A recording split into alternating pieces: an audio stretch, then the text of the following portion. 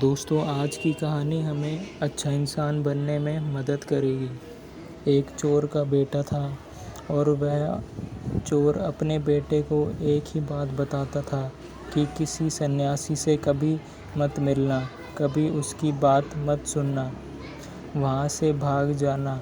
उसका बेटा बचपन से उसकी यही बात सुनते आ रहा था, जिसके कारण उसके मन में यह बात बैठ गई थी। एक दिन उसका बेटा सोचता है कि उसने छोटी मोटी चोरी बहुत कर ली, क्यों ना राजा के घर चोरी की जाए। वह रात को राजा के घर चोरी करने चल पड़ता है। आगे रास्ते में उसे लोगों की काफ़ी भीड़ मिलती है। वह जब वहाँ पहुँचता है तो देखता है कि एक सन्यासी के लोग पैर छू रहे थे। वह सन्यासी और कोई नहीं, गौतम बुद्ध थे। गौतम बुद्ध अपना ज्ञान लोगों में बांट रहे थे।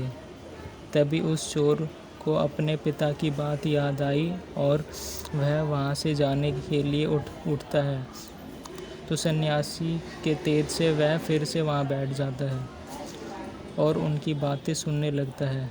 कुछ देर बाद सन्यासी की बात सुनकर लोग अपने अपने घर चले जाते हैं।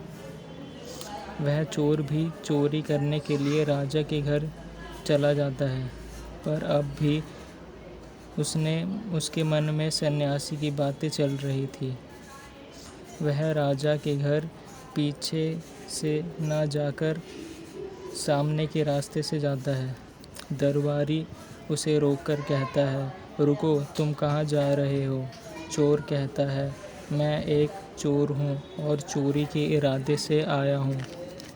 दरबारी को लगता है कि वह राजा का नौकर है और उससे मजाक कर रहा है, और वह दरबारी उसे अंदर जाने देता है। चोर खजाने के स्थान पर पहुंच जाता है और खजाना ले भी लेता है।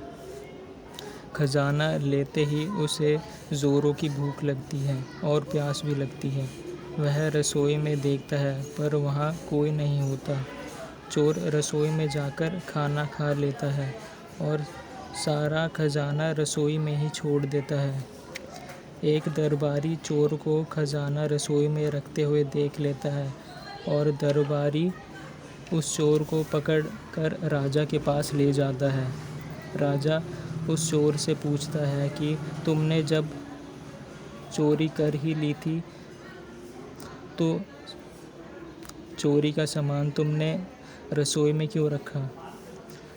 चोर बताता है कि उसने एक सन्यासी से सुना था कि जिस घर का नमक खाया हो उस घर चोरी नहीं करनी चाहिए।